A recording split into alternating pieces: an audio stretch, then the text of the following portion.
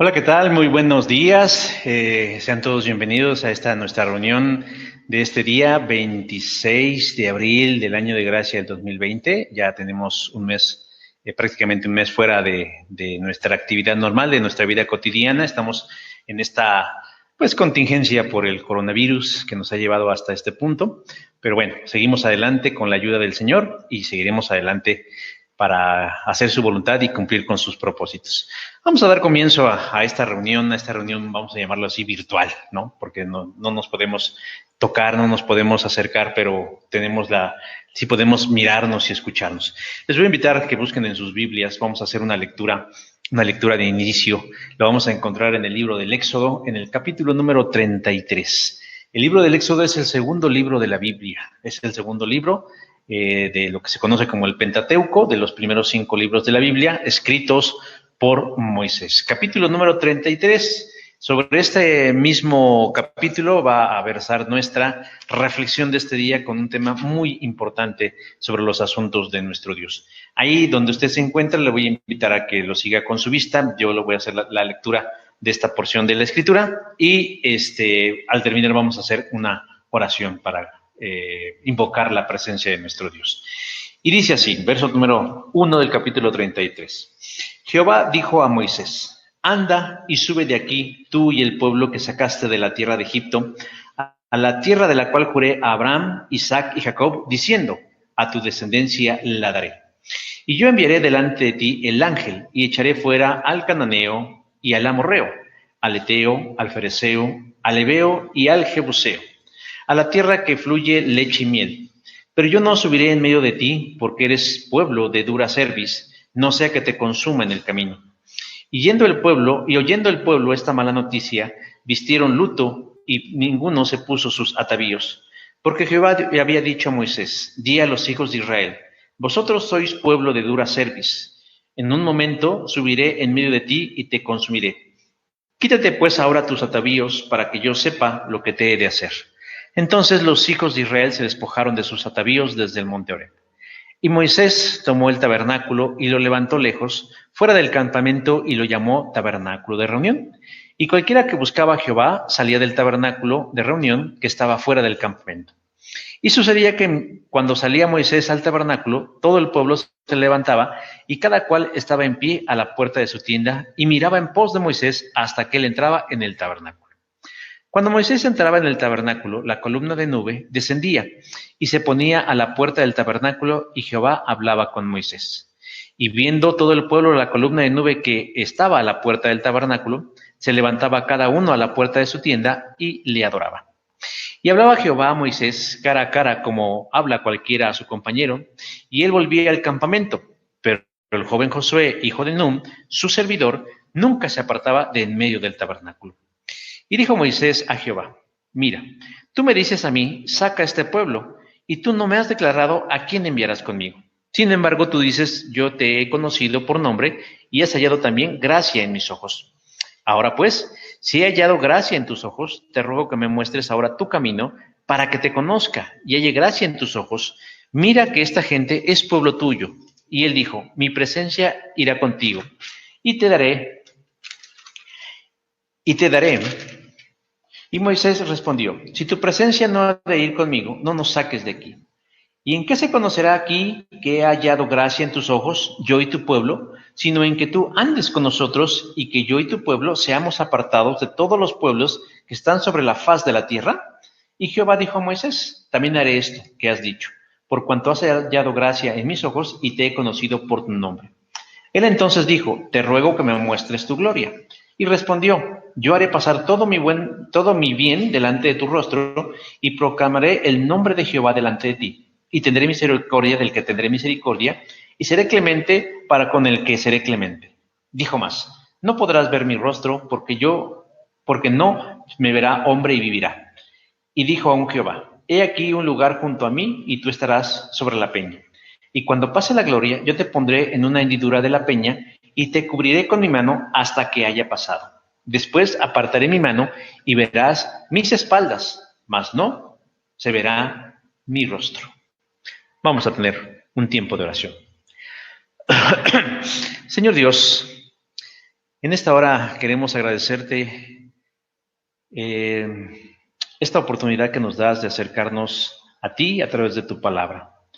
Queremos pedirte que sea un tiempo especial y significativo. Que tu iglesia, ahí donde se encuentra dispersa, pueda sentirse unida por el vínculo perfecto que es Jesús. Pero que no perdamos en ninguna medida, Señor, la visión de lo que tú buscas enseñarnos a través de esto que estamos viviendo. Que no nos acomodemos, Señor, a una nueva cotidianidad, a una nueva realidad, a una nueva zona de confort, sino que en verdad estemos haciendo los ajustes, los cambios, la reflexión, tomando las acciones que requerimos, Señor, para estar siempre en comunión contigo y al mismo tiempo, Señor, aptos para ser útiles en el servicio que tú tienes para nosotros. Dios, lo más importante es que no abandonemos el compañerismo contigo, que no nos vayamos en pos de tantos distractores que en ese tiempo se ven favorecidos tal vez por el ocio, por la excesiva cantidad de tiempo o por querer huir, Señor, de tan malas noticias que nos rodean. Queremos pedirte, Señor, que procuremos, Señor, este espacio y este tiempo. Yo te ruego, Señor, que esta tu iglesia, Dios es amor, se esté reuniendo de forma virtual, no alrededor de una persona que soy yo o de una iglesia, sino alrededor de ti. Nosotros somos una familia espiritual y como tal, Señor, nos procuramos, nos ocupamos y nos atendemos. Y yo te quiero pedir que no se eche en saco roto, Señor, el esfuerzo que se está realizando para poder mantener viva la llama de la fe en todos los integrantes de esta iglesia aquí en Tláhuac. Bendice, Señor, a todos los que participan, bendice, Señor, a los que están en este momento tal vez temerosos o tal vez apagados un poco en su fe, pero también, Señor, que sigas bendiciendo a quienes se han mantenido firmes y comprometidos en el extendimiento y en tu obra. Señor, guárdanos en esta hora y permite que podamos agradarte y que cuando todo esto termine podamos continuar, Señor, contando con tu sabiduría, con tu dirección, con tu Espíritu, Señor, el cual nos llevará siempre a nuevas dimensiones. Te damos las gracias y te bendecimos por el nombre de Jesús. Amén. Y bueno, vamos a dar un tiempo para que también escuchemos, pero no solo escuchemos, sino también podamos participar de estos cantos, de estas alabanzas musicales que nuestro hermano Axel Valencia ha tenido a bien prepararnos. Y bueno, que también sea un tiempo de adoración, si lo hacemos en familia o si estamos solos, pero que lo hagamos para la honra y gloria de nuestro Dios. Y terminando estas alabanzas, volvemos con la reflexión de este día.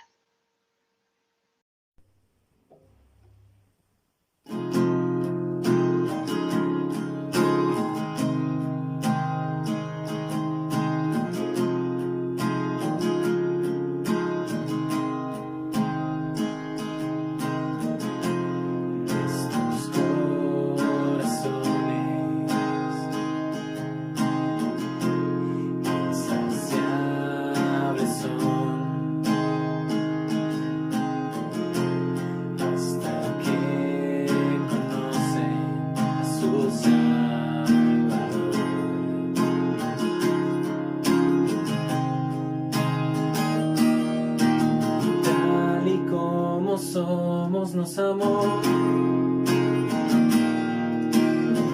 Hoy nos acercamos sin temor. Es el agua que al beber nunca más tendremos sed. Jesucristo basta, Jesucristo basta. Mi castigo recibió. Jesucristo basta, Jesucristo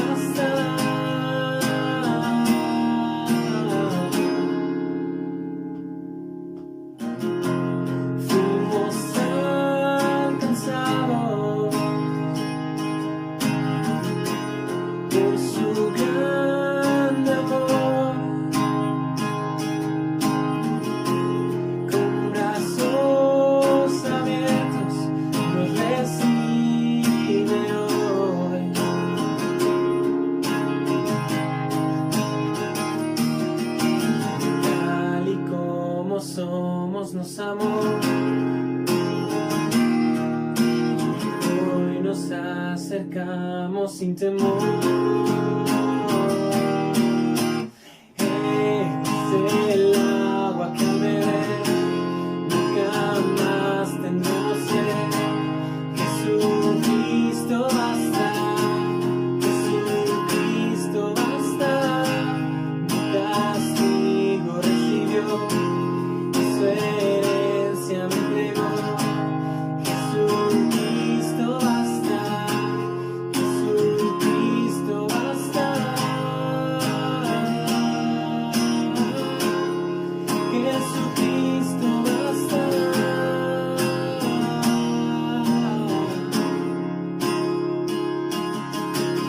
Tal y como somos nos amó. Hoy nos acercamos sin temor, sin temor. Tal y como somos nos amó. Hoy nos acercamos sin temor. Y Él es el agua que al beber nunca más tendremos sed. Jesucristo basta, Jesucristo basta. Mi castigo recibió y su herencia me entregó. Jesucristo basta, Jesucristo basta. Jesucristo basta.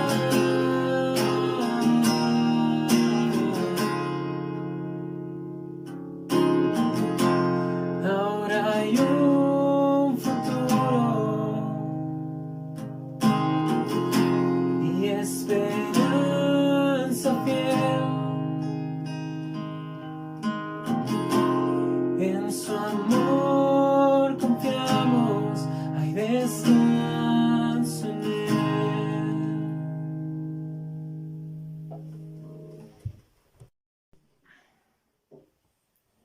Que todo lo que soy alabe al Señor con mi corazón. De tu grande amor cantaré, tu nombre alabaré.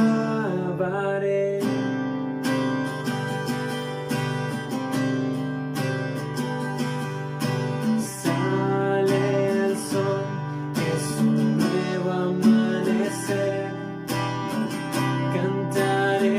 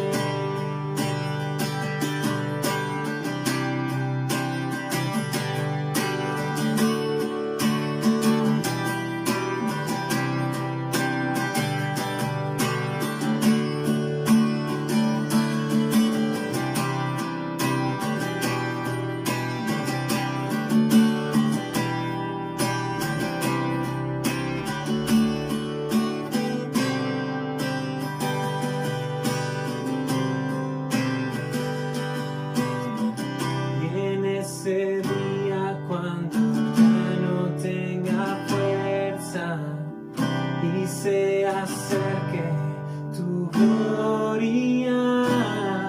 Mi alma cantará de tu amor sin final. Y es mi daño si para siempre más. Que todo lo que soy alabe al Señor con mi corazón. De tu grande amor cantaré, tu nombre alabaré. Que todo lo que soy alabe al Señor con mi corazón. De tu grande amor cantaré, tu nombre alabaré. Tu nombre alabaré. Tu nombre alabaré.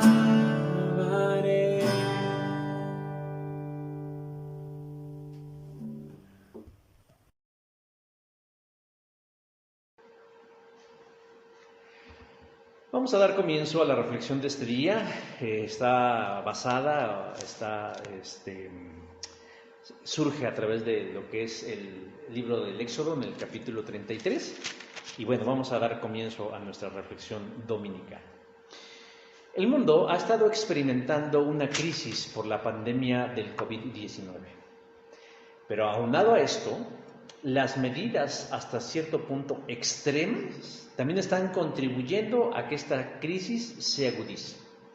Si bien es cierto que las acciones que se están tomando llevan la intención de minimizar los efectos de este virus, en ciertos sectores de la población, la gente adulta mayor o la gente que tiene problemas pues, con enfermedades crónico-degenerativas como diabetes, hipertensión y otros más, no podemos negar que lo que está sucediendo y que estas acciones están produciendo efectos colaterales por esas decisiones que algunos llamarían draconianas. Después les explico qué es eso de draconiano, pero estas medidas definidas como draconianas.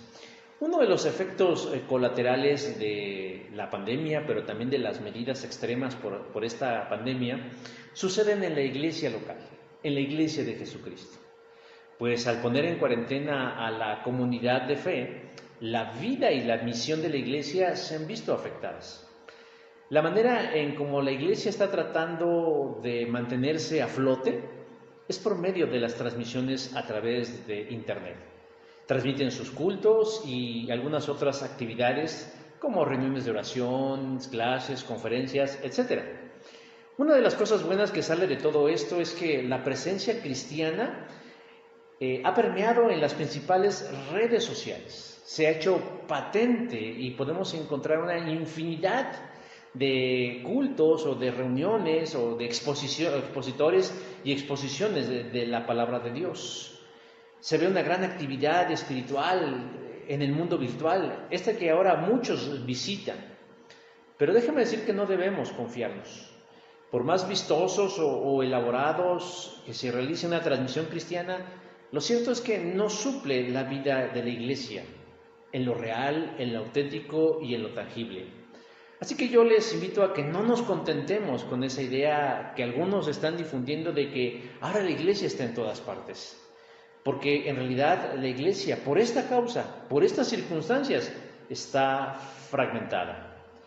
Porque como hay cosas buenas, también hay cosas que no lo son tanto. Así como decía hace un rato, lo bueno es que el mensaje cristiano está permeando en las redes sociales a través del internet.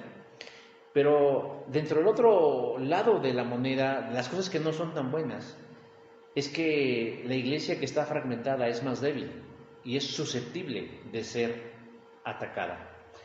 Por ejemplo, en países como Brasil o en Estados Unidos, la situación de la iglesia cristiana se está volviendo muy complicada. Porque hay quienes están pugnando aprovechando la crisis para pedir que se cierren de manera definitivamente las iglesias, ya que según ellos no cumplen alguna función prioritaria. Por ejemplo, en Brasil han llegado al punto de prohibir ya no solo el que la iglesia vuelva a reunirse de manera física, sino prohibir las transmisiones de servicios virtuales.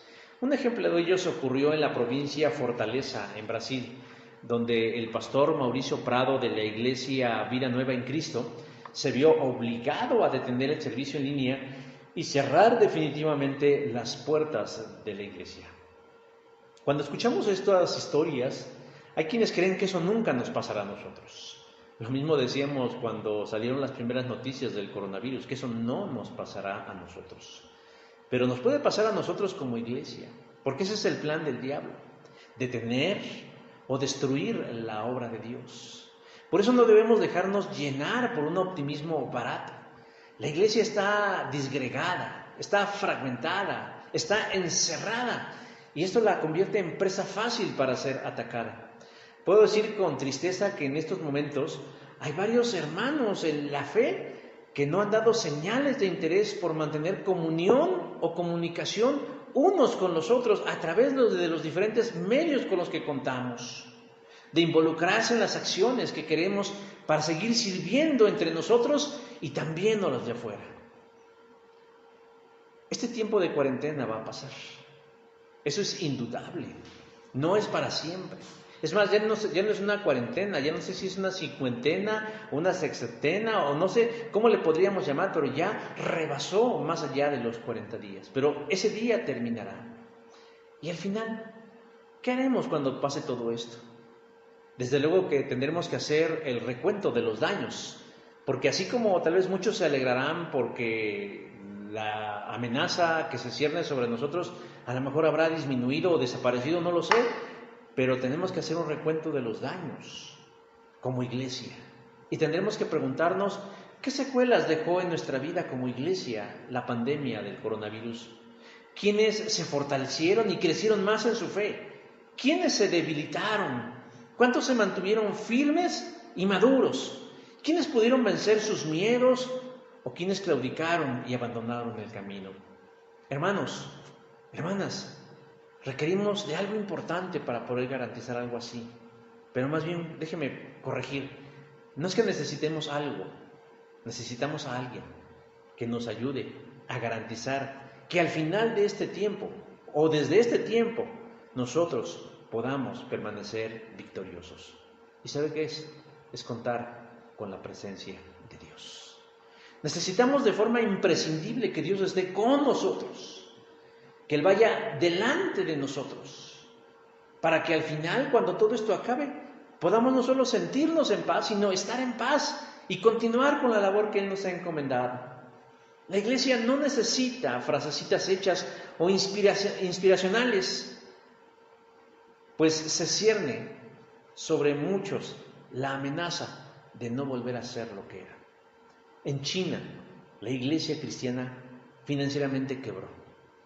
En Estados Unidos se están promulgando o se están proponiendo, se están enviando iniciativas de ley para que muchas iglesias no vuelvan a abrir sus puertas. En Brasil hay quienes ya están siendo obligados desde hoy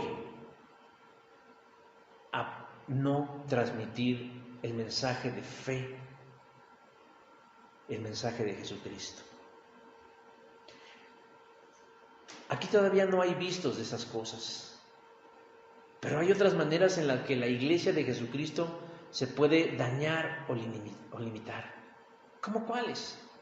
Como el descuido, la indolencia, el egoísmo, la insensibilidad, inclusive el miedo y muchas cosas parecidas pueden dañar la existencia de la iglesia local.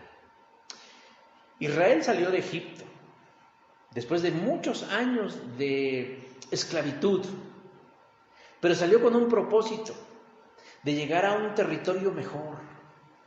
Pero en el trayecto tuvieron que atravesar muchos obstáculos. Uno de ellos fue la incredulidad. Y la incredulidad los llevó a pedirle al que estaba en ese momento como líder, Aarón, un Dios como el resto de los demás pueblos. Y Aarón les construyó un becerro hecho de oro ahí a las faldas del monte Sinaí o del monte Horeb. Y eso hizo enojar mucho a Dios, al punto de quererles quitar lo más preciado que tenían, su presencia.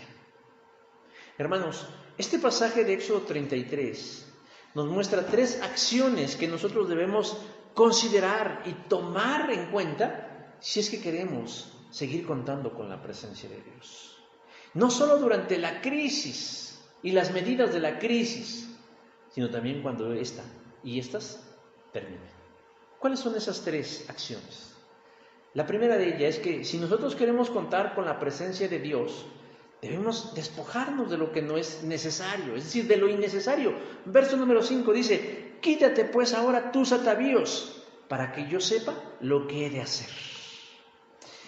Luego de que el pueblo pecó ahí en el monte Sinaí, después de que Aarón les hizo un becerro hecho de oro para que ellos tuvieran un Dios como los demás pueblos, según Éxodo capítulo 32, Dios le pidió a Moisés que levantaran el campamento y encaminaran sus pasos del Sinaí rumbo a la tierra que le había prometido a sus antepasados, a Abraham, Isaac y Jacob. Verso 1 del capítulo 33 del libro de Éxodo.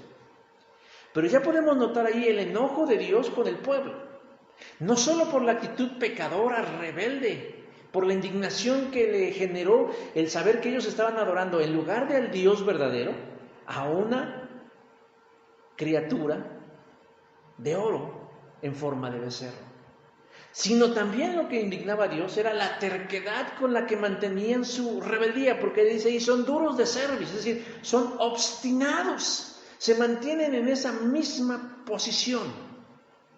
Era tal el enojo del Señor que además de haber castigado a los responsables de dicha acción, toma una decisión importante de ya no ir con ellos, de ya no acompañarles, de ya no ir como el capitán y la guía para que tomaran la tierra prometida. Dice el verso número 2, en la versión de la traducción del lenguaje actual, dice ahí: enviaré a mi ángel para que te guíe y echaré de ahí a todos los pueblos que no me obedecen.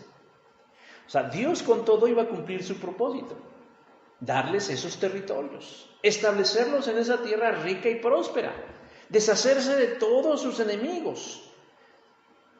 No los iba a dejar desamparados, solo que Él no iría, sino que iba a enviar un sustituto. ¿Quién es ese sustituto? Dice: enviaré a mi ángel. Muy probablemente era un ángel poderoso, muy probablemente era un ángel de alto rango, muy probablemente era un ángel de gran renombre, muy hermoso, pero no era Dios con ellos. Y lo dice claramente, le dice a Moisés: pero yo no subiré en medio de ti, verso número 3. ¿Por qué? Bueno, ya lo dije, porque son tercos. Y si vuelven a pecar, hasta podría destruirlos en el camino, verso número 3. O sea, Dios tiene una razón, está molesto, está enojado, pero Él se conoce a sí mismo y sabe cuál es la actitud del pueblo. Que si todavía en el trayecto que les falta del Sinaí hasta las entradas de la tierra de Canaán, ellos vuelven a hacerle otra jugarreta a Dios, Él dice: yo me conozco, son tercos, y si vuelven a pecar, soy capaz de destruirlos en el camino. Dios tiene sus razones y son poderosas. Ese es el Dios 3 veces santo. Él no puede permitirse, por su propia naturaleza santa, vincularse con un grupo de personas que lo ofenden con las decisiones que toman. Se conoce a sí mismo y sabe que si el pueblo le falla durante el trayecto, es muy probable que no se contenga y los aniquile en el desierto. Por eso toma la decisión: no voy con ustedes, pero les voy a dar un ángel que hará el trabajo que yo tengo que hacer. Ahora, la pregunta es: ¿eso es lo mejor? ¿Esa es la mejor decisión? El ángel lleva la misión de ayudarles a derrotar a sus enemigos, para que ellos puedan entrar con tranquilidad al territorio prometido por Dios. Pero no es lo mismo. No es lo mismo ir con un siervo que ir con el patrón. No es lo mismo ir con el personaje principal que ir con un actor secundario. No era lo mismo. No hay alguien que pueda compararse con Dios. Por más sublime, por más poderoso, por más hermoso, nadie puede ocupar el lugar de Dios porque su presencia es insubstituible. Él es imprescindible. El pueblo, cuando conoce la decisión de Dios, se entristece, se siente mal, tiene cargo de conciencia, sentimientos de culpa, porque Dios ha dicho que no iría con ellos. Y dice en el verso 4 que ellos toman, a manera de manifestar su tristeza, el despojarse de ciertas vestimentas que llevaban y vestirse de luto. Pero nosotros ya sabemos que el arrepentimiento no consiste únicamente en sentirse mal, porque sentirse mal no es suficiente. Para que haya un auténtico arrepentimiento, lo cual es una pieza clave para que Dios reconsidere sus acciones, es necesario más que sentirnos mal. Se requiere tomar una acción concreta, y en ocasiones extremas, cuando se trata de renunciar al pecado, cuando se trata de renunciar a aquello que amamos pero que ofende a Dios. Así lo dijo Jesús en una ocasión: si tu ojo derecho te hace pecar, sácalo y tíralo. Mateo 5:29. O sea, a ese nivel a veces tenemos que llegar, muchas veces, a tomar medidas extremas, medidas que pueden resultar fuera de toda razón y de toda lógica, con tal de manifestarle a Dios nuestro deseo de congraciarnos con Él. Pese a que Dios había decidido no acompañarles, Él ve la disposición. Cuando nota su luto, cuando nota que se despojan de las vestimentas elegantes y de las joyas que llevan, Él está entonces empezando a considerar la idea de volverles a otorgar el beneficio de su compañía. Cuando los ve vestidos de lutos, Él dice: quítate pues ahora tus atavíos, para que yo sepa lo que he de hacer. Otras versiones de la Biblia sobre este mismo pasaje traduce la palabra atavíos como ropas finas o incluso como joyas. De tal forma que lo que da a entender a los israelitas es que no deben utilizar prendas o accesorios ostentosos como joyas. Desde luego esto es un lenguaje simbólico, porque la palabra atavío también a veces la utilizamos como atadura, como algo que nos mantiene unido a algo. A veces decimos: es que me quiero despojar de tantos atavíos que traigo en mi vida. Y a veces esos atavíos impiden el poder vivir con libertad. En un sentido aplicable, lo que Dios les está pidiendo es que se despojen, que prescindan de aquellas cosas en las que están confiando, pero que los atan, que les da confianza y seguridad, pero que no son de Dios. ¿Cómo qué cosas? Bueno, pueden ser muchas. En lo general es esto. En lo particular nosotros podríamos saber qué son. Pues pueden ser cosas. Pueden ser, por ejemplo, joyas, dinero, apariencia, conductas, ideas, relaciones, manías, vicios, filiaciones. Algo que a nosotros nos da identidad, seguridad y confianza. Algo que decimos: si a mí me quitaran esto, yo dejaría de ser. Pero tal vez eso, que yo valoro tanto, que es contraria a la voluntad de Dios, impide vincularme más íntimamente con Él. No son cosas o acciones necesariamente malas, porque alguien podría decir: bueno, yo no bebo, bueno, yo no mato, bueno, yo no fornico, bueno, yo no engaño, bueno, yo no cometo fraude. Pero no es ese tipo de cosas a las que se refiere únicamente cuando habla de despojarnos o de quitarnos las cosas innecesarias. A veces son cosas moralmente buenas, pero que se convierten en malas cuando ocupan el lugar de Dios. ¿Cómo qué? Como un trabajo, como una familia, como una profesión, como un bien material, como una relación, etc. Pero la verdad, todo aquello que ocupa los asuntos de Dios se convierten en cosas malas. Hay quien suele pensar que no comete pecados graves en su vida y se autoconvence diciéndose a sí mismo: bueno, pues yo no peco tanto, ni hago cosas tan graves, ¿no? Yo no he matado, yo no he asesinado, yo no hago tal cosa. Pero déjeme decir que muchas veces las pequeñas cosas son las que causan los más grandes desastres. A veces las más pequeñas deseos son los que cometen los más grandes pecados, y son estos los que destruyen nuestra vida, aunque parezcan pequeñas. Salomón nos dice en el libro de los Proverbios, dice: las moscas muertas hacen heder y corrompen el perfume del perfumista. Así es que una pequeña locura al que es estimado como sabio y honorable. Es en el libro de Eclesiastés, me equivoqué, Eclesiastés capítulo 10, verso 1. ¿Usted cómo sentiría de pronto si viera un perfume carísimo como un Chanel número 5, pero de pronto se encontrara usted una mosca en su interior? Yo le aseguro que más de una sentiría asco de que echarse ese perfume en su cuerpo. Pero solo es una mosca, no es un enjambre. No es un pulgón, no era una rata, era una mosca. A veces eso tan pequeño que para nosotros puede parecer insignificante está impidiendo la bendición del cielo. La vida cristiana, mis hermanos y hermanas, es una invitación al cambio constante, pero al cambio con propósito. Dios quiere llevarnos a mejores condiciones de vida en todos los sentidos posibles, familiar, profesional, espiritual, material, de todos los sentidos.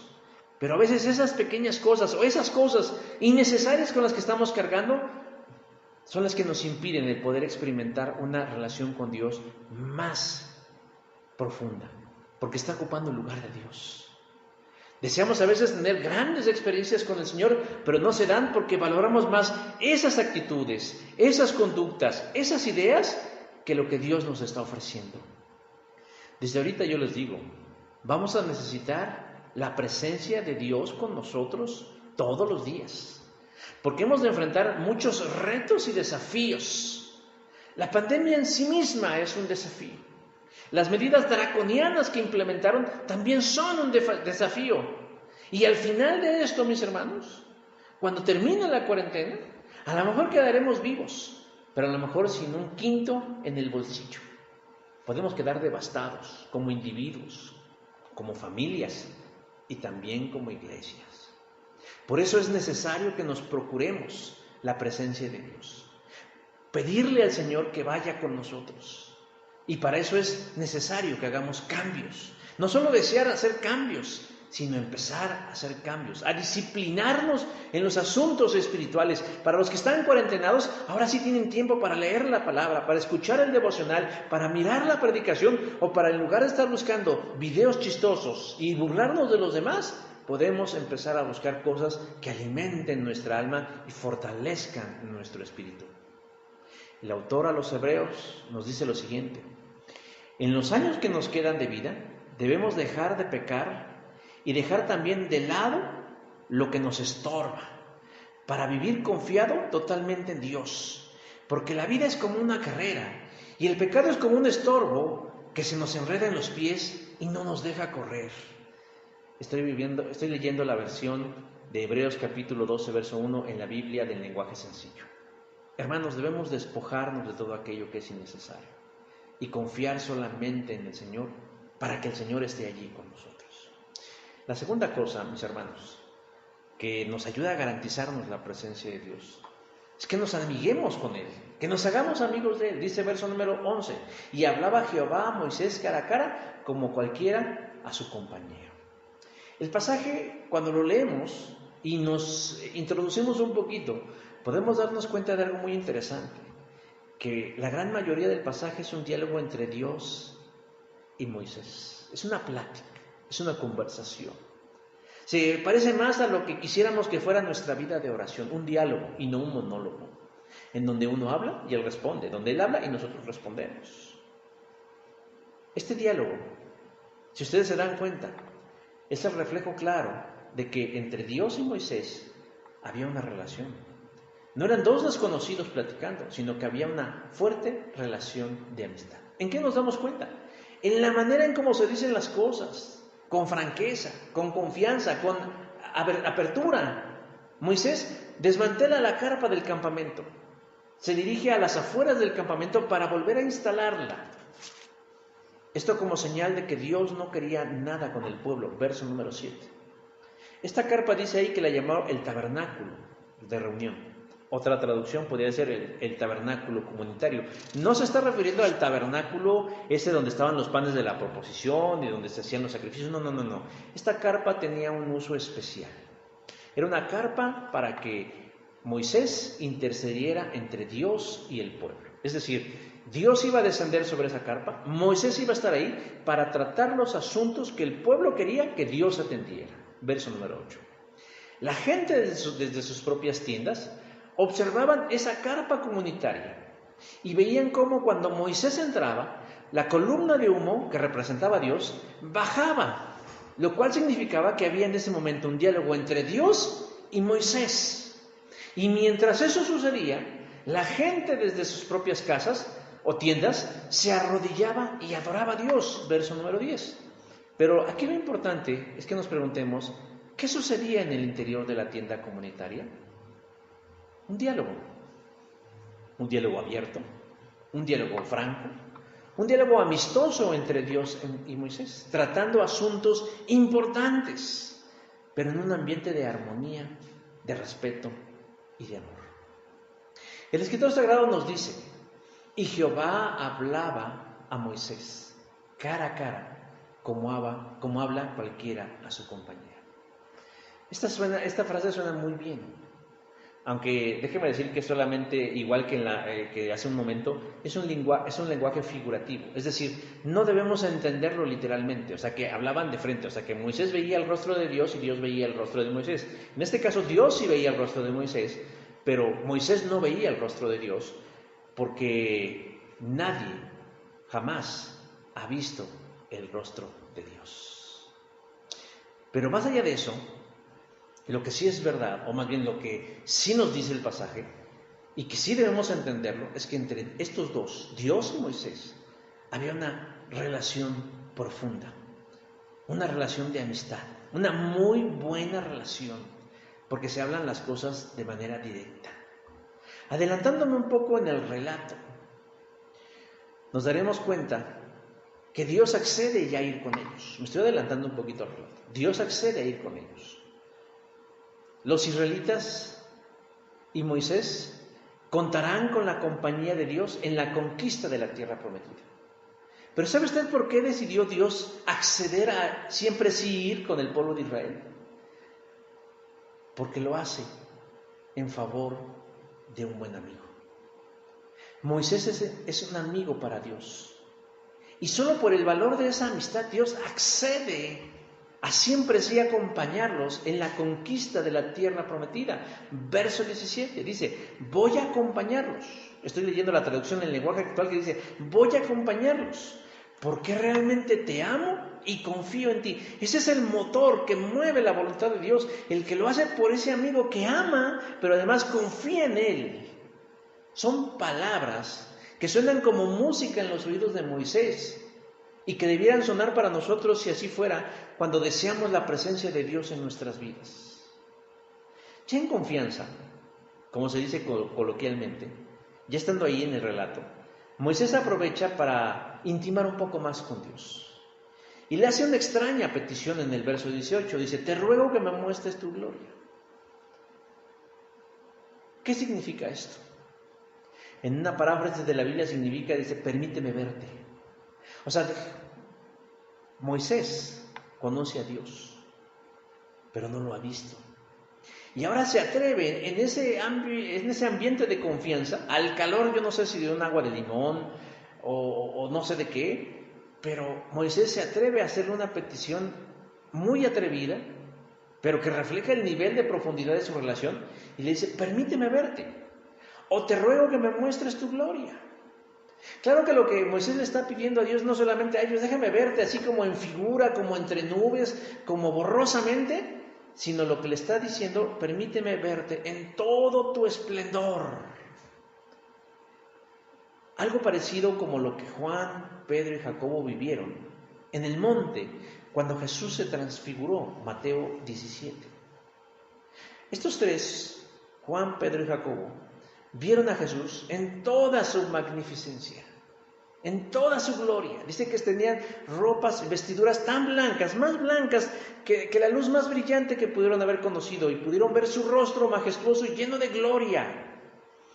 Algo similar estaba pidiendo Moisés a Dios, déjame verte. Se lo estaba suplicando, ¿por qué? Porque son amigos, y le está pidiendo como un favor de amigos el que Dios le muestre algo tan íntimo y tan profundo, el poder verlo tal cual es. Bueno, pues dicen que uno puede pedir, ¿verdad? El problema está en que nos den o que nos respondan. Pero Moisés por lo menos se atrevió a pedirlo. Y lo interesante del caso es que Dios accede a hacerlo. Verso 19 dice, yo soy muy bondadoso, ¿con qué quiero serlo? Así que voy a mostrarte todo mi esplendor y voy a darte a conocer mi nombre. Verso 19. O sea, Dios le está accediendo. ¿Quieres verme en mi esplendor? Sí. Pero nuevamente pregunto, ¿sabe usted por qué accedió Dios? Primero Dios accede a que siempre así los va a acompañar. ¿Por qué? Porque ama a Moisés y porque confía en él, porque es su amigo. Ahora, Moisés le hace una petición, déjame verte, muéstrame toda tu gloria. Y Dios accede, ¿por qué? Porque Moisés es su amigo y los amigos hacen eso. Yo espero que usted tenga un buen amigo o una buena amiga, pero yo le aseguro que un amigo o una buena amiga accede a muchas cosas porque confía en el otro, porque lo ama y porque no le pediría algo que lo perjudicara. Y aquí Dios está accediendo. Ve a Moisés como su amigo. Y como su amigo, él dice, me debo portar como amigo. Jesús dice, ya no los llamaré sirvientes, porque un sirviente no sabe lo que hace su jefe. Los llamaré amigos, porque les he contado todo lo que me enseñó el Padre. Juan 15:15. Entre amigos hay confianza e intimidad, en el mejor sentido de la palabra. Solamente que Dios le hace una importante restricción a Moisés. Sí, me vas a ver en todo mi esplendor, me voy a dar a conocer, me verás en una forma que casi nadie me ha visto. Solamente no podrás ver mi rostro, porque no me verá hombre y vivirá. ¿Por qué de esta restricción? No porque Dios no quiera mostrarle su rostro, o porque Dios fuera feo, o porque Dios fuera díscolo, no. Sino porque es parte de su naturaleza divina, porque es parte de su naturaleza santa, el que nadie pueda verlo y después siga viviendo, porque es tanta la belleza de Dios, tanto el resplandor de su rostro, que quien lo llegara a mirar caería fulminado por semejante gloria manifestada. Moisés hace la petición y Dios le responde que sí. ¿Por qué? Porque son amigos. Dios le dice que a Moisés que se quede parado cerca de una roca que está por ahí y que espere a que pase. Y cuando eso suceda, Dios lo pondrá a Moisés en una hendidura o grieta de la roca. Y dice en el verso 22, y te cubriré con mi mano hasta que haya pasado. Yo no sé si usted repare en la expresión tan tierna. O sea, Dios sabe que su mismo rostro mataría a Moisés. Pero lo dicen, tú me vas a ver. Quédate parado en esta piedra. Cuando yo pase, métete en esa hendidura. Pero yo te cubriré con mi mano hasta que haya pasado. ¿Cuánta ternura hay en Dios porque cuida a Moisés de sí mismo? O sea, de Dios pues. ¿Cuánta ternura y cuánto amor? ¿Por qué lo protege Dios?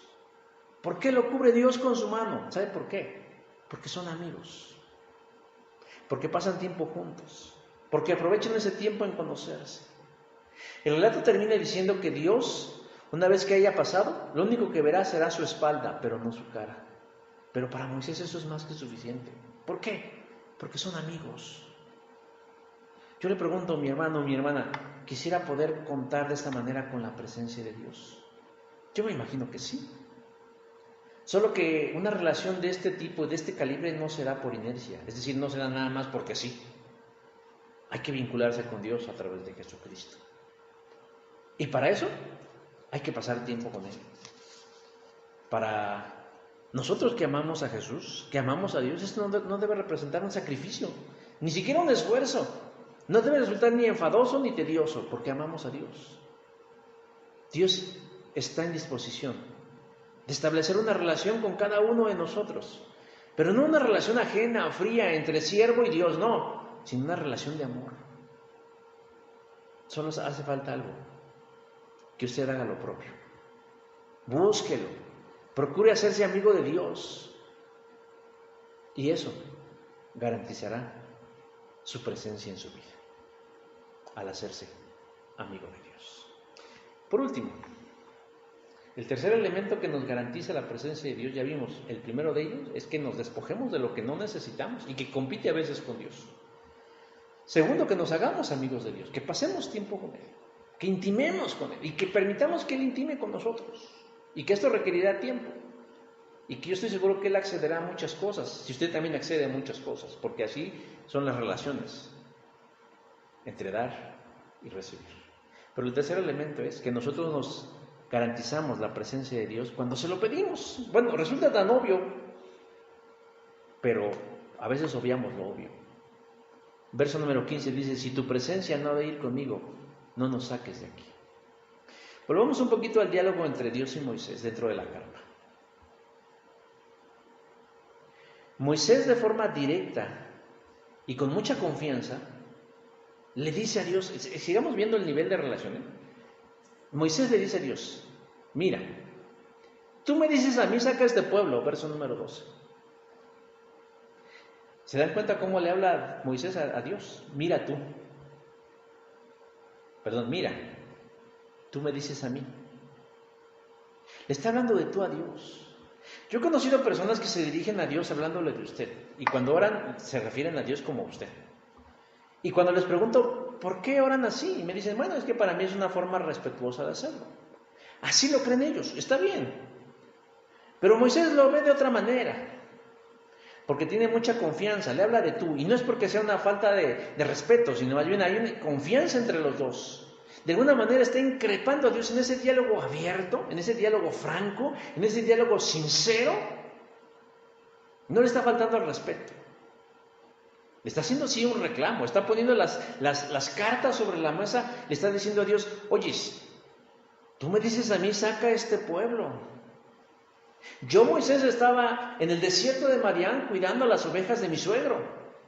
Llevaba una vida tranquila, ya 40 años, con mi esposa y con mis hijos. Mi vida era rutinaria y tranquila. Tal vez no era ya los lujos de Egipto como hijo del faraón, pero bueno, tenía mi buena vida. Cuando de pronto el que vino a mi vida fue Dios, y me invitó y me persuadió a que le sirviera para sacar al pueblo de Israel. Yo no andaba buscando eso por mi vida. Fuiste tú, Dios, el que vino a mi vida y me dijo, ve y saca a este pueblo para que yo los lleve a la tierra prometida. Y sigue diciendo en el verso 12, y tú no me has declarado a quién enviarás conmigo. Ahora me cambias la jugada porque me dices, tú lleva al pueblo, a tu pueblo, o sea, ahora ya Dios como que se desafana del pueblo, dice, ahora lleva a tu pueblo y te daré un ángel para que te ayude. Y sin embargo Moisés le dice, y tú no me has declarado a quién enviarás conmigo, verso 12. Ya le había dicho Dios a quién, a un ángel. Pero la pregunta de Moisés iba encaminada a decir, no voy a aceptar a nadie más que no seas tú. Por más ángel que sea del cielo, no eres tú, porque no es lo mismo que lo mismo. La conversación lleva tintes de reclamo, porque Dios parece desafanarse del pueblo, como decía hace un rato, porque ahora le dice, tu pueblo. Me gusta mucho cómo la paráfrasis traduce esto. Dice, me dijiste que me amas y que confías en mí. Si eso es verdad, dime qué piensas hacer para que también yo llegue a amarte a ti y tú sigas confiando en mí. No olvides que este pueblo es tuyo y no mío. O sea, le está regresando a Dios lo que es de él, verso número 12 y verso número 13. O sea, veamos el nivel de confianza y de relación. Le está regresando a Dios su pueblo. O sea, este pueblo no es mío, este pueblo es tuyo, tú lo sacaste. Pero luego de argumentar todas estas cosas de una forma tan espléndida, Dios reconsidera su postura y cambia de decisión. Verso 14 le dice, mi presencia irá contigo y te daré descanso. Ahí está la respuesta que Moisés está buscando y que nosotros también estamos deseando de parte de Dios. Que nos diga que irá y estará con nosotros. Moisés sigue argumentando con Dios. Si tu presencia no ha de ir conmigo, no nos saques de aquí, perdón. Y tiene mucha razón, hermanos. ¿Qué sentido tiene seguir si Dios no va con nosotros? Es un suicidio espiritual. ¿Sabe de lo que tiene hambre y sed nuestra alma? ¿De teología? No. ¿De música? No. ¿De conocimiento? No. ¿De actividades? No. ¿De cosas que hacer? No. ¿De ayudar al prójimo? No. David en el Salmo 63 nos dice de qué tiene necesidad nuestra alma. Dice, oh Dios mío, tú eres mi Dios. Yo te busco intensamente, porque mi alma tiene sed de ti y todo mi ser te anhela, cual tierra seca, extenuada y sedienta. De eso tiene hambre y sed nuestra alma, de la misma presencia de Dios. Ahora, la presencia de Dios es lo que marca la diferencia entre nosotros y el resto del mundo. Dice en el verso 16, en una pregunta retórica, es decir, con la respuesta implícita, dice, ¿y en qué se conocerá aquí que he hallado gracia delante de tus ojos, yo y tu pueblo? Sino en que andes con nosotros, y que yo y tu pueblo seamos apartados de todos los pueblos que están sobre la faz de la tierra. Hace un tiempo estuve viendo, no sé si sea un meme, porque así le llaman, y ponían varios cráneos, y decía, cráneo número 1, heterosexual. Cráneo número 2, homosexual. Cráneo número 3, bisexual. Cráneo número 4, pansexual. Cráneo número 5, y así iban con varios cráneos, y en cada uno llevaba una etiqueta distinta. Pero la idea de esta representación gráfica era decirnos, ¿usted ve alguna diferencia? ¿Usted nota alguna diferencia entre el cráneo del homosexual, del bisexual, del heterosexual, del pansexual, del transexual, de ellos? No. Todos eran exactamente iguales. Después vi otro que decía algo parecido porque decía, había un cráneo y decía creyente. Y luego había otro que decía ateo. Y otro que decía gnóstico. Y otro que decía materialista. Pero todos eran cráneos. Y la idea era decirnos, ¿usted ve alguna diferencia en estos cráneos? No. Ninguna diferencia, todos eran exactamente parecidos, muy iguales. Tenían cuencas, tenían fosas nasales, tenían arcadas dentales, tenían bóveda craneana, todos eran iguales. ¿Pero en qué estribaba la diferencia? ¿En la forma del cráneo? No. ¿Sabe cuál es la diferencia entre un cristiano y el resto del mundo? No en la forma de su cráneo, ni de sus huesos, ni de los miembros que tiene, es más, a veces ni de la ocupación que ejerce. ¿Sabe qué? La diferencia radica en quién lo está acompañando. ¿En qué van con Él? ¿Quién va con nosotros? ¿Quién nos asiste? ¿Quién nos consuela? ¿Quién nos alienta? ¿Quién nos apoya? ¿Quién nos reprende? ¿Quién nos disciplina? ¿Quién nos perfecciona? Pues la presencia del Señor. Si usted es un cristiano consistente, usted está experimentando este tiempo de prueba de una manera distinta que el resto de la gente que no conoce a Dios. La gente tiene miedo. La gente tiene ansiedad. La gente no duerme, la gente no sabe. Claro, nosotros en la carne a lo mejor de pronto podemos presentar algunos de esos signos y tener algunos de esos síntomas. Pero por encima de eso, mis hermanos y mis hermanas, sabemos que quien va con nosotros, con o sin enfermedad, con o sin dinero, es la presencia de nuestro Dios. ¿Quién me alienta? El Señor. ¿Quién me acompaña? El Señor. ¿Quién marca la diferencia? Cristo. Luego de que Moisés ya se desfoga y le dice todo eso a Dios, Dios le contesta, está bien. Voy a acompañarlos, porque realmente te amo y confío en ti. Ahora, el punto es, ¿cómo podemos nosotros garantizarnos la presencia de Dios? Bueno, diciéndoselo, porque esa es la pregunta. ¿Cómo es que llegó a esta conclusión o cómo es que Dios llegó a esta contestación ante Moisés? Pues porque Moisés se lo pidió. Ve con nosotros, Señor, porque si tú no vas con nosotros no tiene ningún sentido seguir. Así, con todas sus letras, ve con nosotros, porque si no vas con nosotros, no tiene sentido. Ve con nosotros, Señor, porque tú eres el que marca la diferencia, porque tú eres el que hace la distinción entre ellos y nosotros.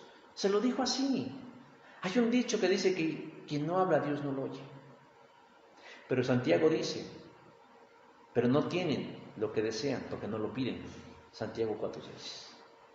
¿Queremos la presencia de Dios ahora, hermanos? ¿Queremos la presencia de Dios hasta que esto termine y más allá? Bueno, pues hay que hacer algo tan obvio, hay que pedírsela. Hay que argumentarle por qué se la estamos pidiendo. Si Él nos llamó, Él debe sustentarnos. Gerardo Fernández Noroña, diputado del PT, que es un claro opositor de la fe cristiana, grabó un video y dijo lo siguiente: ¿por qué tienen miedo de enfermar y de morir del COVID-19? ¿Qué no son creyentes? Porque si tienen miedo, pues en verdad no son tan creyentes. Porque si mueren, entonces se encontrarán con su divinidad. Eso es lo que dijo ese hombre. ¿Sabe usted que la mejor forma de cerrarle la boca a alguien como esta persona es contando con la presencia de Dios? Es que se note que Dios está con nosotros, que Él va con nosotros y nos acompaña. Pues pídaselo, pídale que se muestre, pídale que le acompañe, pídale que sea usted un testimonio vivo de su paz, de su confianza, de su amor, de su presencia, que la gente pueda decir, a él o a ella lo acompaña Dios. Estoy terminando de leer el primer libro de los Macabeos. Este es un libro deuterocanónico, es decir, un libro que no fue incluido en la Biblia protestante. Y uno de los criterios por los cuales no fueron incluidos, este y varios más, es porque no se consideran inspirados por Dios. Pero es un libro interesante. Narra eventos que sucedieron durante el conocido periodo intertestamentario, es decir, entre el Antiguo y Nuevo Testamento hay 400 años de silencio. El primer libro de los Macabeos nos narra eventos que sucedieron en ese tiempo. Pero lo curioso del caso es que aunque habla de las batallas de un tal Judas Macabeo y sus descendientes, por mantener la identidad de Israel e impedir que Jerusalén sea conquistada, yo noté algo interesante y dije, ya me di cuenta por qué no lo incluyeron en el canon de la Biblia. ¿Sabe por qué? Ya estoy por terminar, son 15 capítulos del primer libro de los Macabeos. Ya he visto guerras y reyes y traiciones y la fidelidad de estos Macabeos. Pero hasta hoy caí de cuenta que por ninguna parte del relato se nota o se menciona la presencia de Dios. Nunca. En ningún momento de la narración podemos notar que Dios le haya hablado a alguien, revelándole algo, ni tampoco enviando a alguien como un profeta, hablando en el nombre de Dios para mostrarles algo. No, solamente vemos a Judas Macabeo, a Jonathan Macabeo, a su descendencia de los Macabeos luchar y luchar y luchar en sus fuerzas por defender al pueblo de Israel, bueno, o lo que queda del pueblo de Israel. La verdad es que es un relato desolador y triste, si yo lo miro desde este punto de vista. Luego de muchos intentos, el pueblo de Israel logró deshacerse de la presencia de Dios. Por fin lo lograron. El periodo intertestamentario donde están estos libros, primera y segunda de Macabeos, es un claro ejemplo de que lograron deshacerse de Dios. Pero déjenme decirse que haberse deshecho de la presencia de Dios, al día de hoy todavía les pesa. Hermanos, yo sé que Dios es fiel. Yo sé que Dios nos ama no por obras de justicia que hayamos hecho, sino por las obras de Cristo. Pero no vaya siendo que de pronto nos descubramos al finalizar la contingencia o durante esta contingencia con una gran ausencia, la ausencia de Dios. Dentro de estas frasecitas hechas que nos van metiendo por ahí, dicen, para que cuando esto termine no nos falte nadie. Yo creo que a quien debemos procurar que no nos falte, mi hermano, mi hermana, como iglesia, es que no nos falte la presencia de Dios. Para eso debemos reconsiderar nuestra vida a la luz de lo que hemos escuchado, de lo que hemos aprendido, para que la presencia de Dios esté siempre aquí con nosotros, aquí con nosotros. Y que cuando hagamos el recuento de los años, Él nos ayude a hacer ese balance y sigamos hacia adelante, haciendo su voluntad, pero gozándonos en su presencia. Amén. Vamos a tener una palabra de oración. Dios, agradecemos tu palabra, la cual siempre es clara y precisa. Y rogamos, Dios, que tu presencia no se aparte de nosotros. Ya no es necesaria una columna de fuego por las noches, ni una nube, una columna de humo por las mañanas para saber que tú vas con nosotros. Yo sé que la presencia de Cristo no puede abandonarnos. Yo sé que la presencia del Espíritu Santo no puede apartarse de nosotros. Pero sí podemos contristarlo y sí podemos omitirlos en nuestro diario vivir. Y de pronto descubrirnos que estamos como los macabeos, luchando con nuestras propias fuerzas y con nuestros propios recursos. Yo te quiero suplicar, Señor, que hagamos lo que tu palabra hoy nos enseña, que analicemos nuestra vida, que hagamos un análisis justo, honesto, y nos deshagamos de esas cosas que no nos sirven y que al contrario nos impiden tener comunión contigo. Que procuremos la amistad contigo, estar en paz contigo, en amistad contigo, en buenos tratos contigo. Pero además, Señor, que te pidamos así abierta y claramente, Señor, que tú nos acompañes en todo momento y en todo lugar. Te lo pedimos, Dios, en el nombre de Jesús. Amén. Hermanos, nada más nos resta despedirnos, dar unos anuncios. Hermanos, que sigamos apoyando la despensa, que podamos traer algún víver, alimentos no perecederos para que podamos poner una despensa o varias despensas y podamos apoyar a la gente que está en necesidad. Todo parece indicar, según el pronóstico de los que saben, que las cosas se irán poniendo aún más difíciles, sobre todo en la cuestión económica, porque, como decíamos, esto de las medidas... He repetido la palabra medidas draconianas. Dracón era un griego que creó el concepto de que por la más mínima causa el castigo más grande. Así lo mismo, o sea, casi porque me robé un grano de maíz, sentencia de muerte, ¿no? O sea, pena de muerte. Entonces, estas medidas que creo que, bueno, más allá de la intención, están siendo muy severas, sobre todo con la gente pues más pobre, con la gente que no tiene un empleo pues muy sólido o muy firme. Y bueno, pues esto va a traer una gran crisis económica de la cual pues todos nos vamos a ver afectados y es un momento para mostrar el amor al prójimo. Así que al finalizar nuestro culto, estamos aquí, algunas personas recibiéndolo. Usted no tiene que entrar si no quiere tocarnos tampoco, nada más toca la puerta, nos abrimos, lo recibimos y formamos la despensa.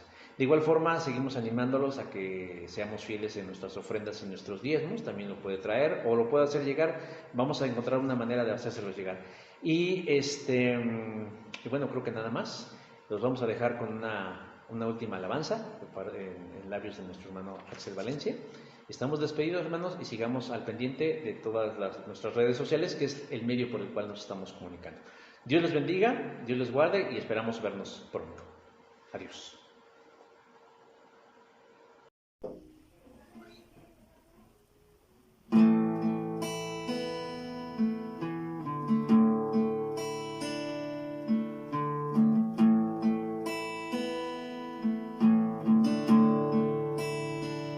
A tus pies arde mi corazón, a tus pies te entrego lo que soy. Es el lugar de mi seguridad, donde nadie me puede señalar. Me perdonaste, me acercaste a tu presencia, me levantaste, hoy me postro a adorarte. No hay lugar más alto, más grande que estar a tus pies, que estar a tus pies. No hay lugar más alto, más grande que estar a tus pies, que estar a tus pies.